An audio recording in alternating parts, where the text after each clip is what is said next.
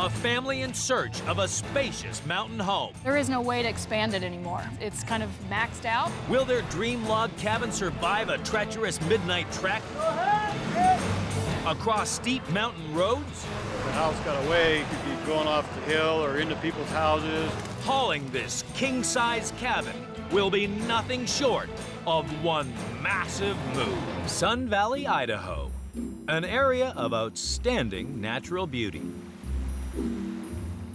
The mountain town of Haley is home to Nancy and Michael Kranick and their 6-year-old daughter, Inez.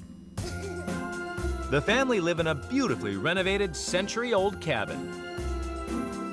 I lived there since '88, and Nancy came and we started dating in 2000. And in about, what, you moved in about 4 months later? Mm-hmm. You hussy. Well, I would have moved out, but you stole my moving boxes, so. Their current cabin's fast running out of space. The house has always had a sort of bachelor pad style to it. The house has become just a teeny bit small with Inez. The only 2 doors in the house are for her room. You know, as she gets older, there's no room for a desk or a place to do homework or bring friends in really and have any real space to hang out. It's kind of maxed out. Nancy and Michael are reluctant to leave Haley. It's hard to beat where we are. It's a great place. The main street's really old and unique, and there's a lot of neighborly feeling. The schools are really good, and everything's right there. So they plan to keep their old home, but also to buy and move this spacious log cabin to their mountain plot. Come on, Inez. Even this part's way bigger. This gonna work for you, Inez? Let's see what the upstairs looks like. One of the things I'm excited about is the space that we have up here. Doors, which is something we don't have in our house, so we have the privacy that we need. You know, you start getting that chance to dream about making it a home, I guess. So yeah, I'm really excited about it. The cabin is made of solid wood logs, each 8 inches thick. It weighs an incredible 75 tons and has a long way to travel. The colossal cabin currently sits north of Ketchum. It needs moving 22 miles to reach Haley. It's too big to haul through the town, so must embark on a longer route through the mountains. This is our old house, and we'll be having the new house right over here. To save money, lawyer Michael is preparing the new site himself. He is the general contractor. He goes to work all day at the law office and comes home and pours a foundation. So it's been a lot of work. To pull off the Herculean move, they're calling in Idaho's strongmen, Pacific Movers. They come with lots of muscle and 70 years of experience. We're a small family business. My dad owns the business with my mom. Brad, he's been in our family, worked here for 35 years. My brother-in-law, Alex, he's got 4 brothers that have all worked for us, so we're a pretty tight-knit little group. And a move this big isn't cheap. The house only costs $20,000, but the difficult move will set Michael and Nancy back $72,000. Renovation and landscaping, another $300,000. Bringing the grand total for this ambitious project to $392,000. My biggest fear is just that something will happen that creates a delay, and if that happens, the price of moving it will double. First challenge, wrench this lumbering load off its footings. This is about as tall as we've done. Those logs are a lot heavier than you would be with just a stud frame sheetrocked house. Probably 3 times heavier than normal. The solid wood structure weighs as much as 15 tow trucks. John's crew needs some mighty lifting power. And to make this task even more difficult, the floor isn't flat. Use too few lifting jacks or put them in the wrong place, and they could rip the home in 2. So John's team must put extra pushing power under the heavier 2-story section, using 6 jacks instead of 4. To level the house, they'll use blocks of wood. Only with the whole house evenly supported can they attempt to raise it off its footings.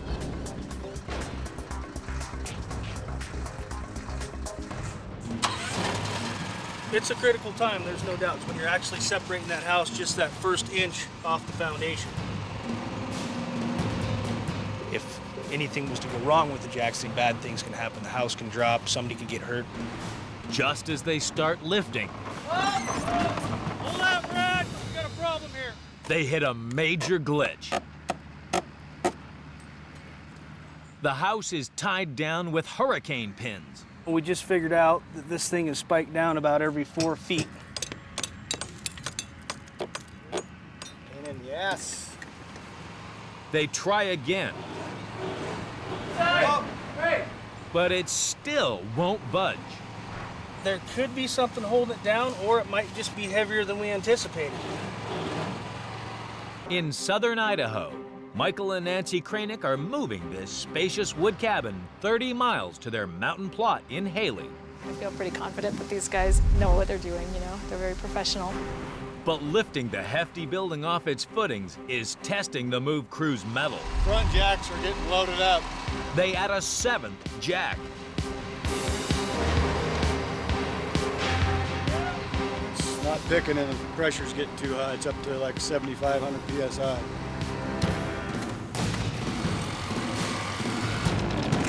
What's it going to take to get it free, and are we going to be able to get it off the foundation? It takes extra muscle from the whole team to prise it free.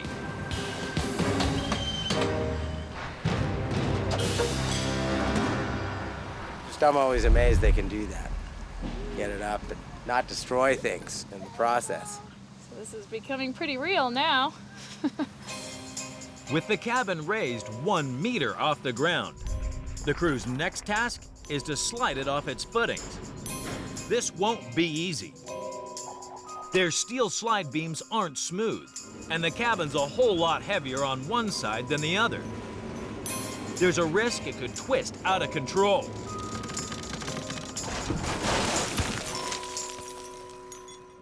So the crew must use extreme precision to build wooden support towers and use rollers, which are like giant skates. This way, the cabin should roll smooth rather than twist on its way to the road.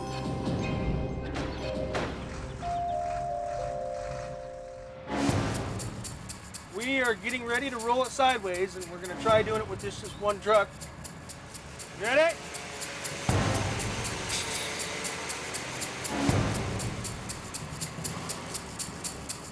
Yet again, the cabin stuck firm. Because of the weight of the building, you know, it's gonna take some extra effort.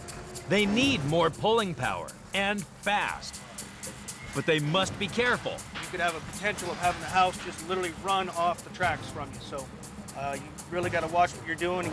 With a second truck chained to the side, the 75-ton cabin finally shifts off its foundation. Just about there, another couple feet, we'll have it. Pretty amazing that those little pipes can take all that weight. Part of me wants to come watch. The other part wants to just wake up in the morning and poof, there's a house in the new lot, you know?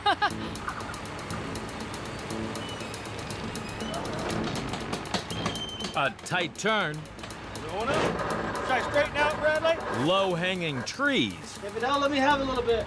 and boggy ground make the 50-meter ride to the road tough going. That's what makes it real tough on the winch lines. Because when they do snap, there's so much tension on them, they create a whip effect. I mean, they could take out your legs, they could do some serious damage.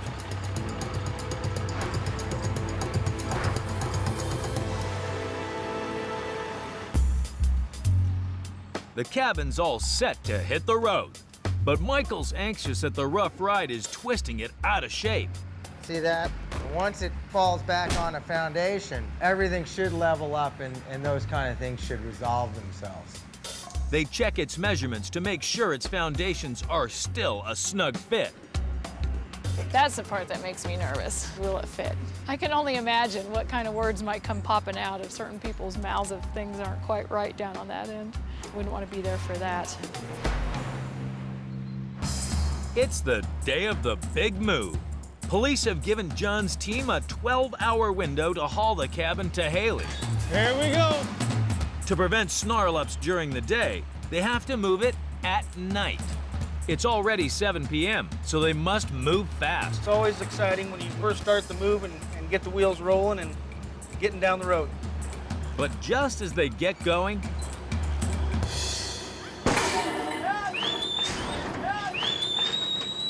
within the first 5 inches of pulling ahead, our dolly's rear tire popped. We're gonna jack it up and change the tire, hopefully. their hopes of reaching Haley tonight could be dashed. Nancy and Michael's cabin hangs in the balance as John's team scramble to replace a blown tire. I need a service truck up here immediately. I got 18 Idaho Power guys standing in front of me waiting for us to come out on the road. It's 7 p.m. John's road permit runs out in 12 hours, and delays could burn a hole in Michael's pocket. Got a flat tire, and I know now it's costing me money. Hello. John, how we doing, buddy? Hopefully they can get it figured out in short order.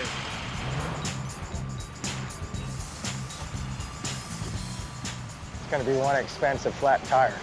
It takes almost 2 hours to finish the fix. Here it goes. Looks like they got that whole tire thing figured out. Oh yeah, game time. Like looking at hanging over the edge of the highway like that, God. Oh my God.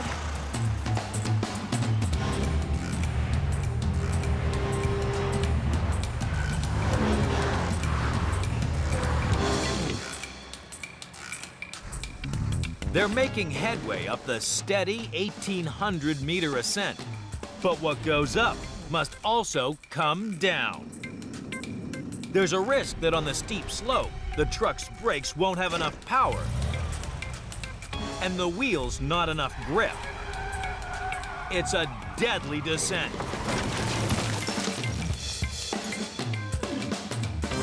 So to control this heavy home, they'll lash it to a boom truck to break the lead truck's speed, slowing the house down on this perilous downhill run.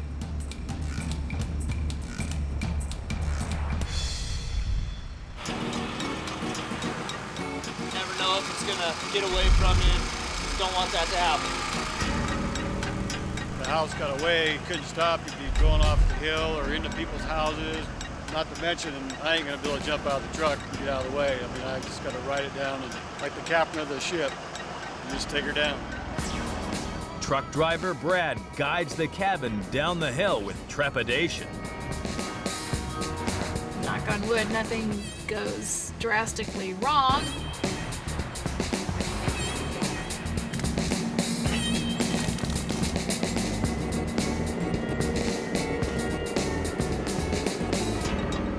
It's a nail-biting watch for Michael. It'll be a big relief getting it on the concrete, that's for sure. There's still, a lot to do. And the going's about to get a whole lot tougher.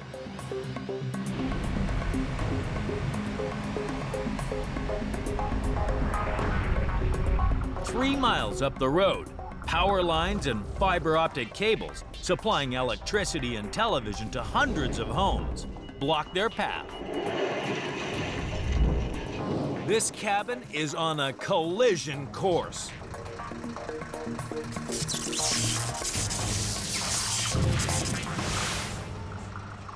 So the crew are sending teams of engineers ahead with cherry pickers to help guide the cabin underneath. They must raise both sides of the cables simultaneously to clear the roof, and lower the fiber optic lines from the poles to give them extra slack, so the building can pass without triggering a blackout.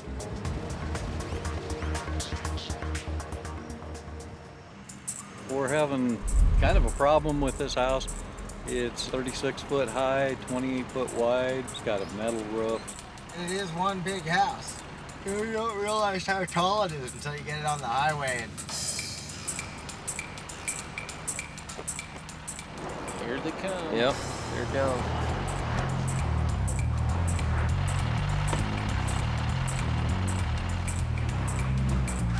One down. But this high voltage line could prove even more deadly We've got 138,000 volt line. I'm a little bit worried about that. Make sure on this transmission line here you stay hard to the right. Wow, they've lifted those lines way up. Boy, I didn't know they could lift them up that high. That's pretty amazing.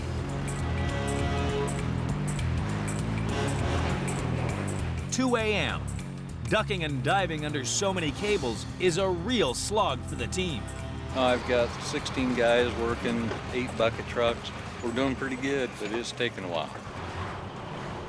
Critical that we get this done in one night.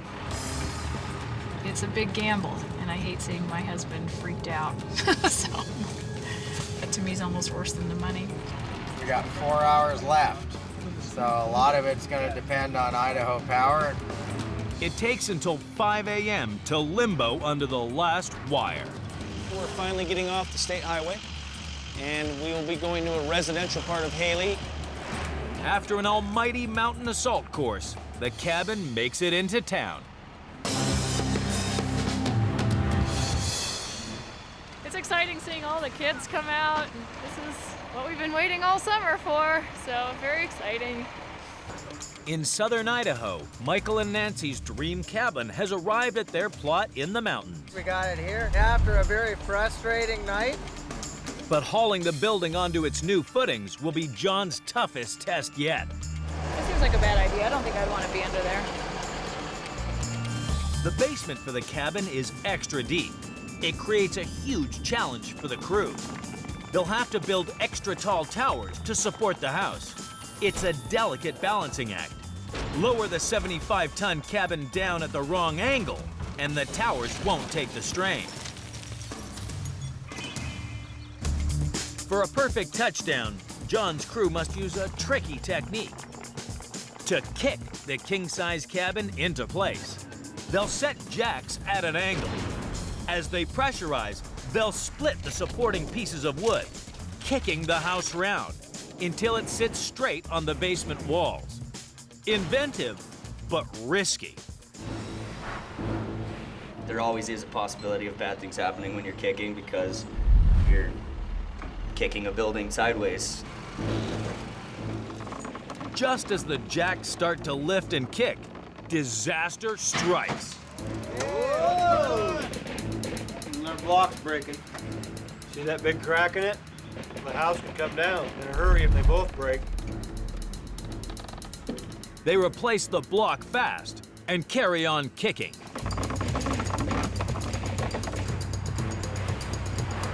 We still gotta go more that way.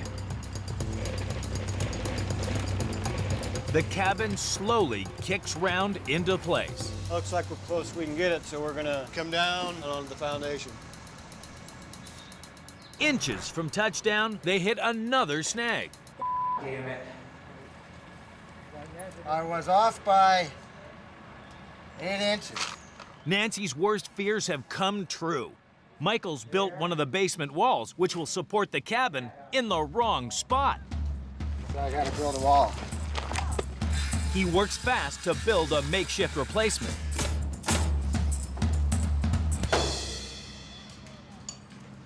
Good enough. Go ahead. Drop it down. Finally, touchdown. All right. Looking good. I'm real proud of the guys. Everybody did real well, and I'm real happy for the craning, so I think this will make a beautiful home for them and their family. And Inez hasn't forgotten that it's an extra special day for Michael. Happy birthday! There it is. Now the work begins. Boss, you can come too. 2 months later, and Michael's workload has snowballed. Before they can move in, he's going to craft the cabin into the perfect home. All these cabinets will get taken off, and this whole wall will essentially be removed. Floor is going to get redone. There's still quite a bit of work that we'll have to do. Right now, it's a diamond in the rough a little bit. But it is exciting to plan it and know that, you know, when it's all done and finished, that it'll be a real gem. There's 11 stairs. There are a few more months of work ahead, But after years in their cramped cabin, this place is well worth the wait. I don't like moving. So I would imagine we'll be here for quite a while. Whoa. Who knows where the next stop is? Like Shady Grove Nursing Home. I don't know.